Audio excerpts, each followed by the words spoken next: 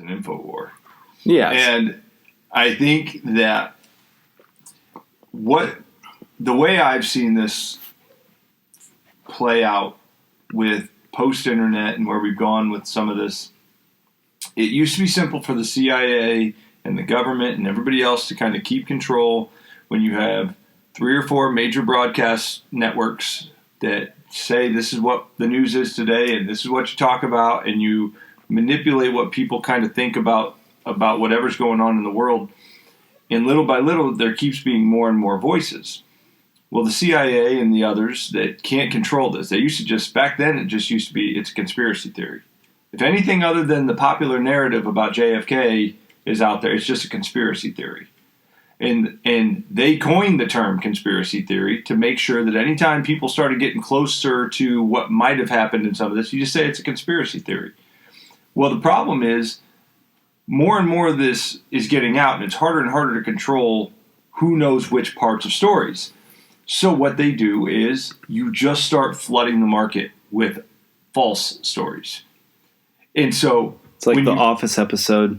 Yeah. When Michael... Stanley's cheating on his wife. Yeah. That's exactly what they're doing now. And you've gotten to the point that that's what the network's job is now. They disseminate other stories or manipulate stories to only give half of what's going on to kind of make people believe things. But then you have other smaller voices, smaller networks and smaller opinion pieces and all these other things that are out there. Well, you plant all these other things. And some of the things you plant are true.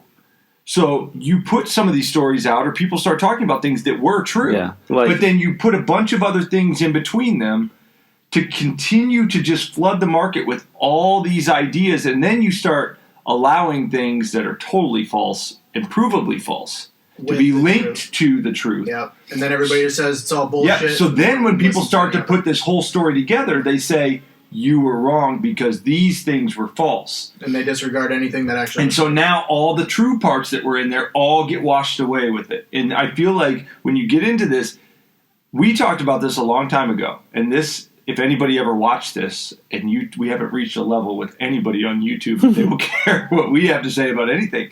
But you know, when the virus first happened, and we were kind of just, when we were locked down in here, and you're saying, well, who would gain the most for putting it out if somebody did it intentionally? You almost got to go back at this point and say, China blamed us. Is it China or was it us? You know, there's a lot of evidence now that says, like, everybody wants to say it was the Wuhan virology Who was lab, funding them? but we were funding it.